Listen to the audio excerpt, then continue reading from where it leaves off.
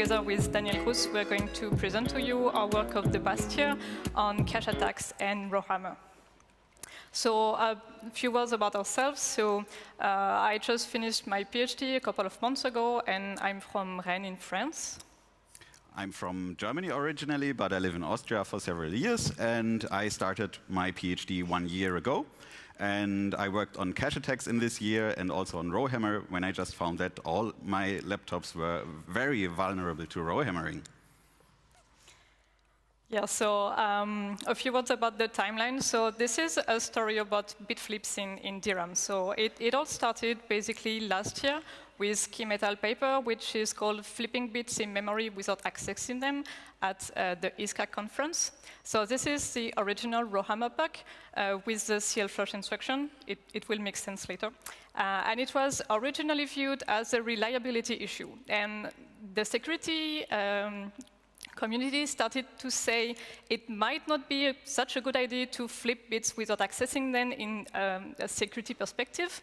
But some people were like, it's just a few bit flips and we can't really control them, so what could possibly go wrong?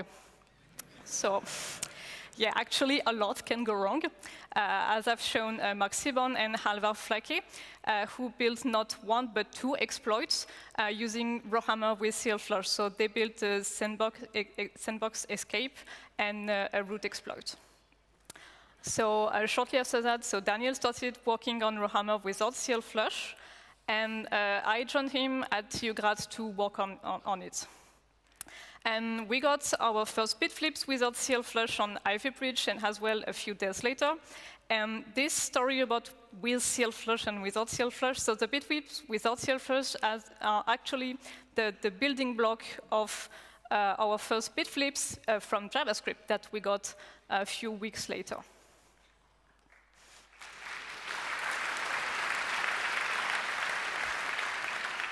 Okay, so you will see what this is. This is a DRAM module, a DIM module. And let's see how it is organized internally. So, for example, if you have two DIM modules, you can have two channels. It is composed of a backside and a front side, which are called ranks. And on these ranks, you have 8 chips. So inside these chips, you have, again, 8 banks, which are composed of rows and a row buffer. So this is a logical view. We're not really interested of how it's actually implemented.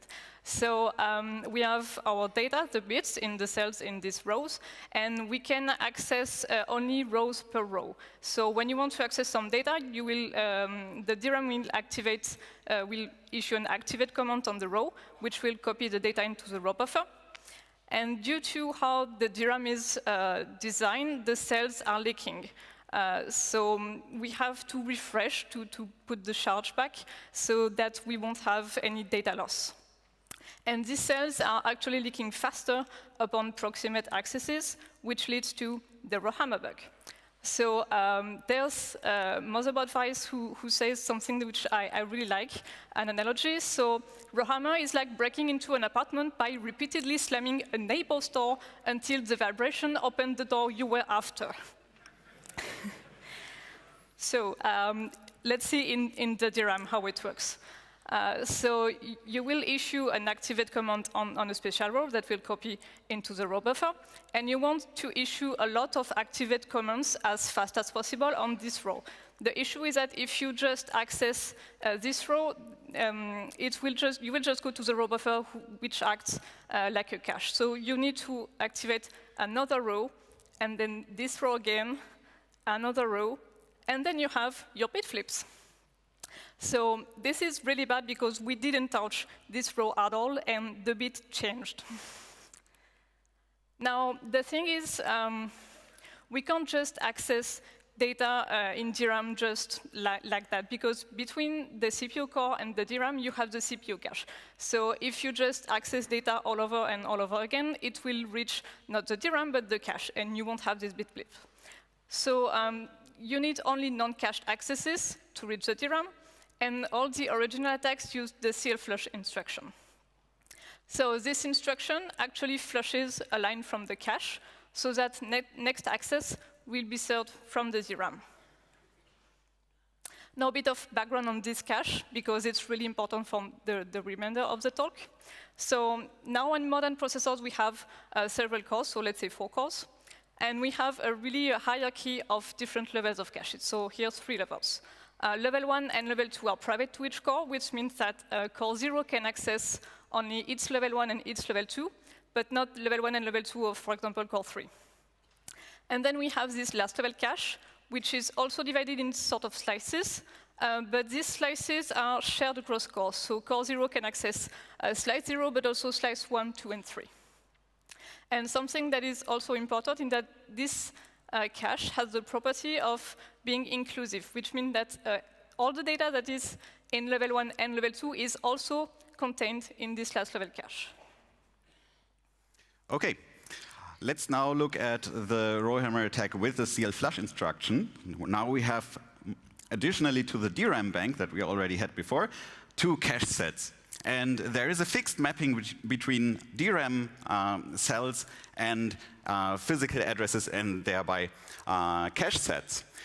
So if we already have the data in the cache, we first have to call the flush instruction to throw it out of the cache, then it's gone, then we reload it, and then we reload the other address, then we flush it again, then we reload, then flush, then reload, then flush, then reload, then flush, then bit slip. Great. Okay, and before I continue with Rowhammer, I want to talk about just one more attack. I talked about flush and reload just a few seconds ago, right? Flush and reload is a very powerful, very accurate cache attack, and you can do a lot of things with this attack. And it works exactly like what we just did, but instead of just hammering all the time, we measure whether an access was served from the cache, so it is a cache hit, or it was a cache miss and was served from the DRAM. And apparently this takes a different time. And if you do this on a shared library, you can spy on other processes, because these shared libraries, they might have a method to work with the user input, and then you can see when the code from this shared library is loaded into the cache, and you didn't load it into the cache, so someone else did it. Okay, so that was user input. And you can furthermore automate these attacks. So when you can simulate the event that you want to spy on, you can automate the attack fully and auto-generate attacks on cryptographic algorithms, auto-generate keyloggers or partial keyloggers. And you can even perform cross-VM attacks if these VMs share memory. It's not a good idea to share memory. Okay.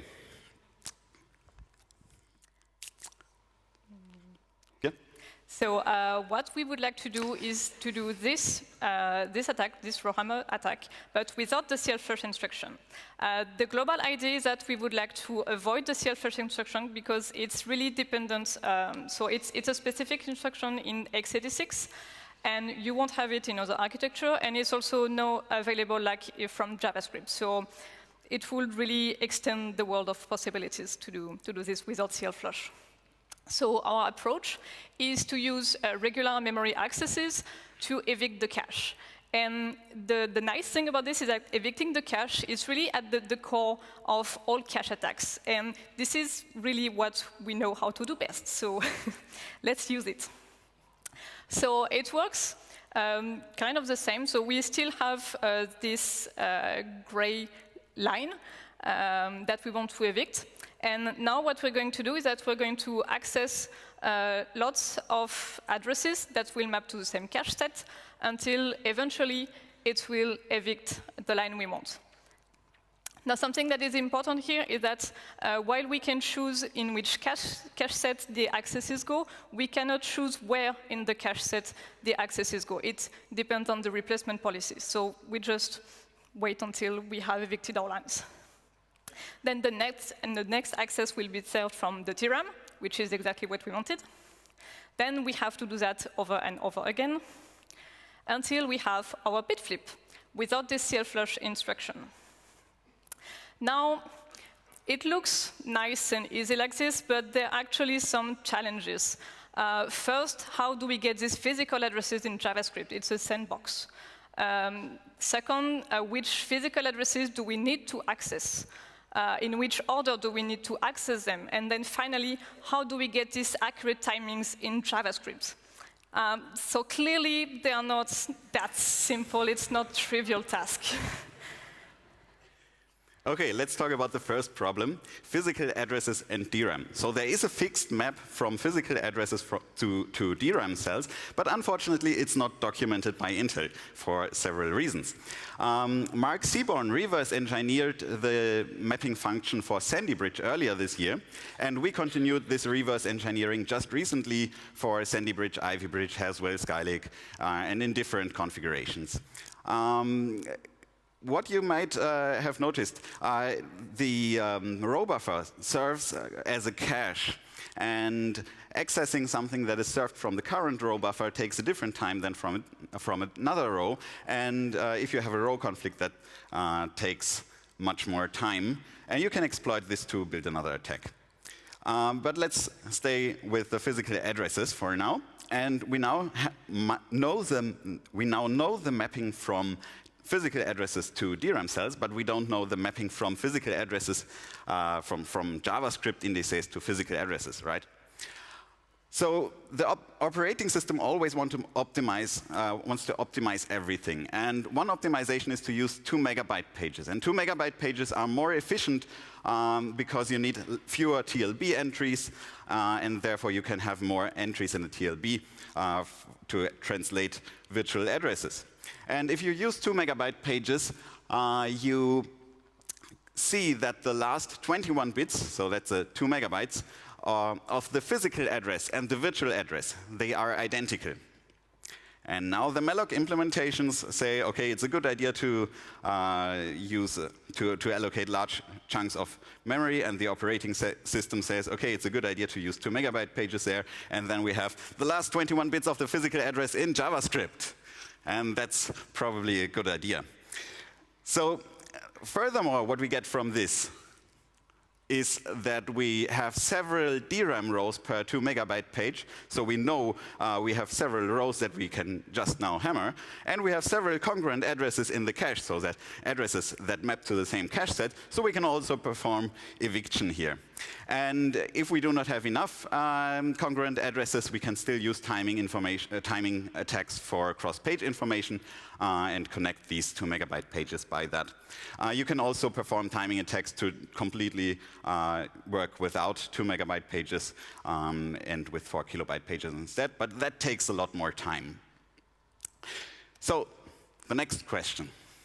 Now, which physical addresses do we need to access? So I'm going to this is what we call LRU eviction because it assumes that the cache uses LRU replacement policy. And this is actually exactly what I showed you before. We are going to access n addresses from the same cache set to evict an ny set. And this is something that is also very known in the field of cache attacks. And so it is called prime plus probe, and it's documented in these articles if you want to read them. Now, we have this property of the last level cache that it's inclusive. And what it means is that if we evict a line from the last level cache, it will be evicted from the whole hierarchy to just guarantee this inclusive property. So we just need to evict line from the last level cache. That sounds easy, right? Actually, not that much again. So we need to know very precisely where the addresses are mapped in the cache. And for that, for the last level cache, we need to know first in which slice an address is going to be mapped. And there is, in Intel processors, a hash function that maps physical addresses into slides, and it's undocumented by Intel.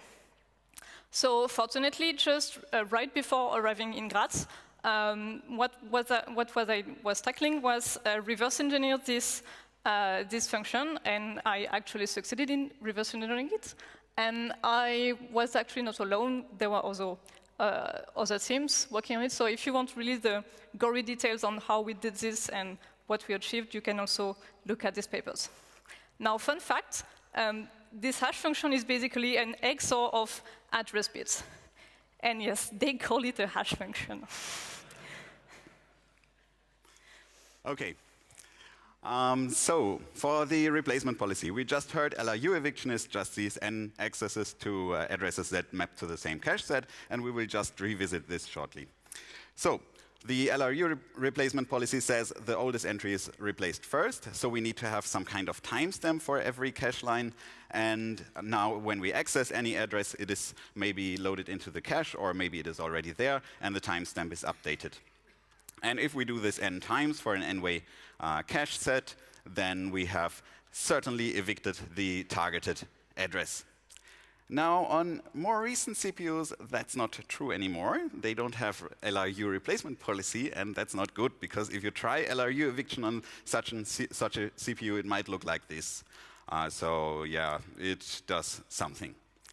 You can understand it a bit more, but that's too much for this talk.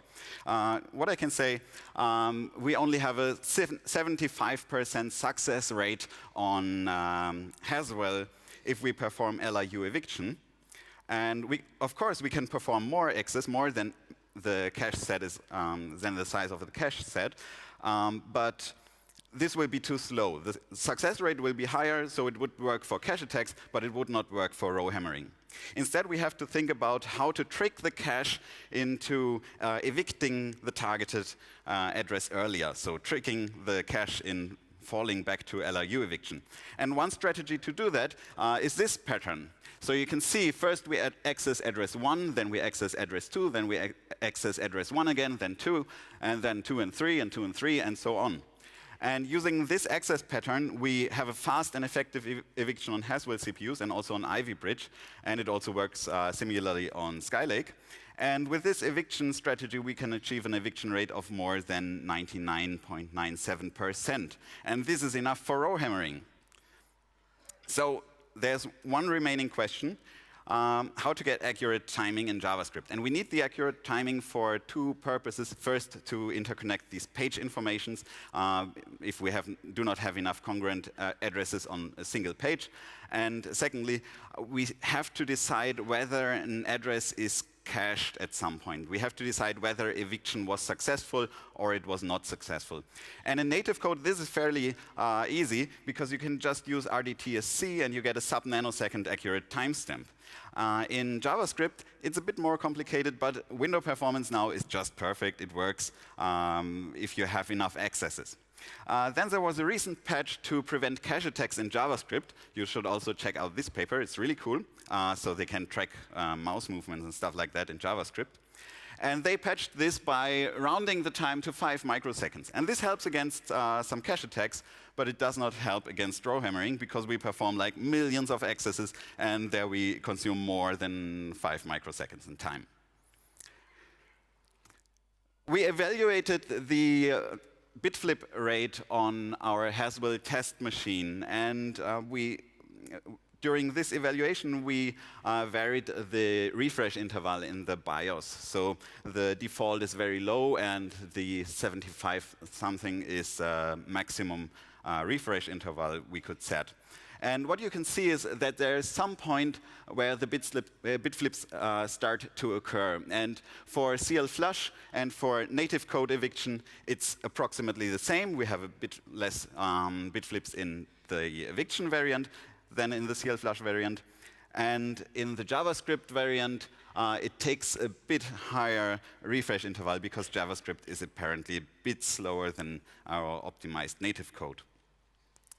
So this is the number of bit flips within 15 minutes. You can see that in the case of eviction or CL flush, and even for the higher refresh intervals for JavaScript, we have like more than 10,000 bit flips. That's more than 10 bit flips per second. Okay. Depending on your machine, it will work that well or it will not work that well. That's totally up to the hardware that's in your system. So let's now talk about exploits. How can we build exploits from these bit flips? And the first idea we had, we just port the root exploit by Mark Seaborn to JavaScript. And actually, this might work. We haven't finished this work yet, but it might work.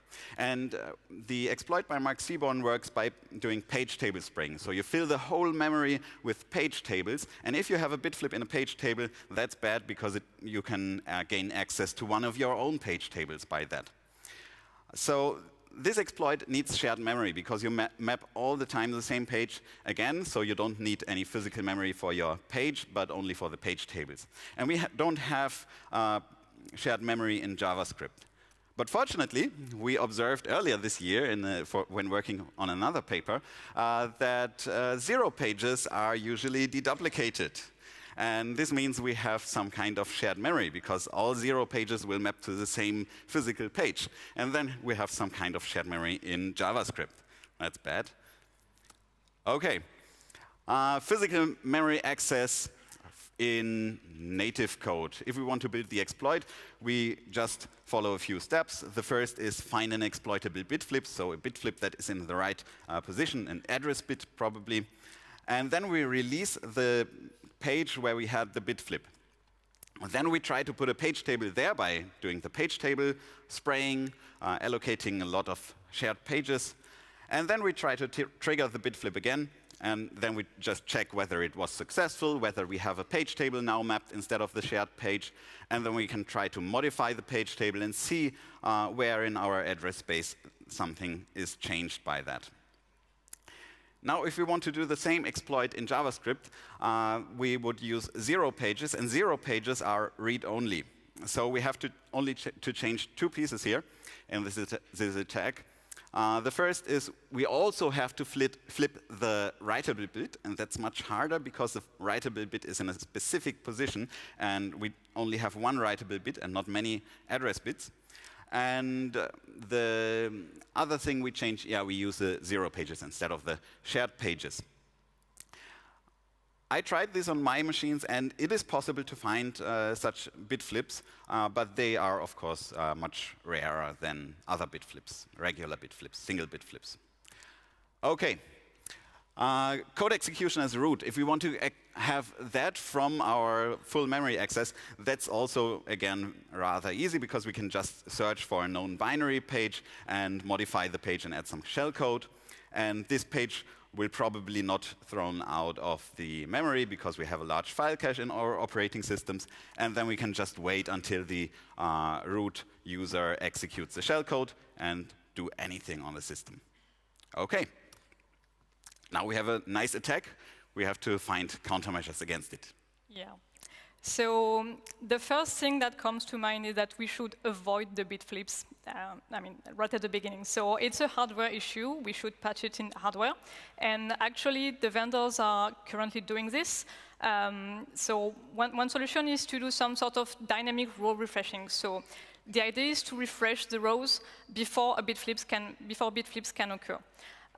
So sort of smart way of refreshing the rows. Now the issue is that it can only ship in new hardware. You cannot patch your own hardware right now. So we have a sort of huge issue of legacy hardware, because the Rowhammer bug, it basically affects all DRAM vendors, so it's really widespread, and we have this hardware that will stay for a few years. The second idea is to patch the BIOS. Again, it is already shipped. Here, the idea is more simple. It's a sort of dumb way of doing this. We just increase the refresh rate. We refresh all rows more often, usually by doubling the refresh rate. Now, the first issue is it might not be sufficient for all machines, as was suggested by the original paper. Now, the second issue is a bit more pressing, is that we need a BIOS update. And like, who does that? Seriously. OK. We had another idea, because we want to make, we want to find something against the problem. And one idea that we had was, while we were hammering all the time and had no bit flip that was exploitable, we thought, OK, life is not perfect. That's OK. What if we just say, we don't care about these self-destructive processes that have bit flips in their own memory. We just have to prevent that they have bit flips in memory that has a different privilege level, or a memory of other processes. We just have to prevent this. And if we can prevent this, then we can prevent any Rowhammer exploits. And that's OK. Let's say rowhammering is OK as long as you cannot exploit it. So the idea is to have sort of physical memory pools. In physical memory, you separate pages that have different privileges and have gaps in physical memory that prevent that any bit flips occur in different privileged memory regions. Now, that sounds a bit awful, but if you think about it a bit, it could work if you group it into privileges, and you only have to leave a small gap between these memory pools. So for the conclusions, cache eviction is fast enough to replace seal flush. We have seen that.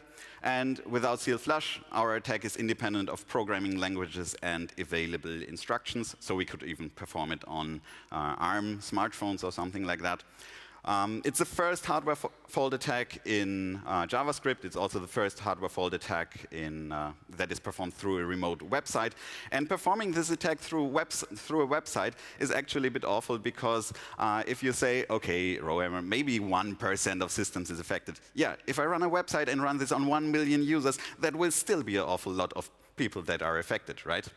So we are not there yet, but look out for the Rowhammerjs JavaScript framework. Thank you.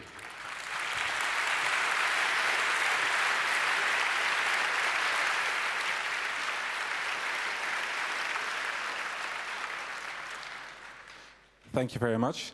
We have about 5 minutes left for questions, and the first 2 questions are over the internet. Hi, Daniel. So pretty much all of IRC wants to know, what about ECC RAM? How is ECC RAM vulnerable? Yeah, that's a great question. Thank you for asking it. ECC RAM basically works like this. You have these 8 chips, and you have a 9th chip there. And this 9th chip also has rows. And if you access a row here, it has to get a checksum from here. And then you access this row here, and then you access this row here for the checksum, right? So you hammer on both sides at the same time. What then happens is unsure. There is ECC RAM that is more resistant to row hammering, but there is apparently ECC RAM that is less stable against row hammering, and that's disturbing, right? And the second question from the internet? Frankie wants to know, does it work the other way around, like Node.js working on the server and attacking the server through input in the web page? I didn't get that. So Node.js is Java. Node.js, yeah. What would you do with Node.js there? Exploit the server. Yeah.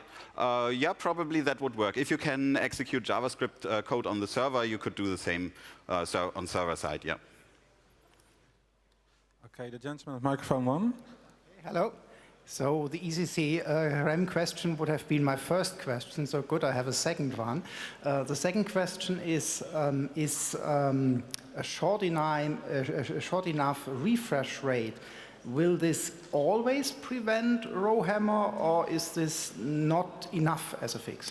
On my laptop I just have here, I observed 1 bit flip where I had to perform 65,000 of these double hammering accesses. 65,000 accesses to DRAM, that's only a very short amount of time. I don't think you can solve this with the refresh rate. But for most laptops and desktop PCs, it will be sufficient. So here the answer was, the range you can manipulate in the BIOS. My question was not the range of existing BIOS. The question was if we will always be able to produce a BIOS which has a timing which is enough to prevent Rowhammer. You cannot configure it in all BIOSes, but if you can configure it, you can certainly set it low enough that you are resistant against Rowhammer. OK, next question, microphone 2, and after that, microphone number 3. So you just mentioned mobile devices. Have you ever tried it actually, and how much are mobile devices affected? Yes, we tried it, and we've even put a smartphone for that in the refrigerator, because that apparently changes the refresh interval. But to have the bit flips, you have to hammer the 2 rows, right? And right now, we have not yet reverse engineered the mapping for the LPDDR3 on my smartphone, so we still have to do that. Okay.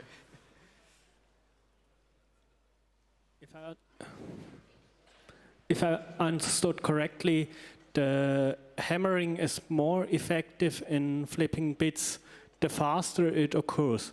So did ASM.js support in browsers make the attack more effective? To my knowledge, ASM.js does not provide you with native access to native code. It just provides you with efficient ways to implement something in JavaScript. And you can basically do this by hand. There's tricks like XORing 0 to something, and then it will be a more efficient statement in the optimized code that is executed on the CPU.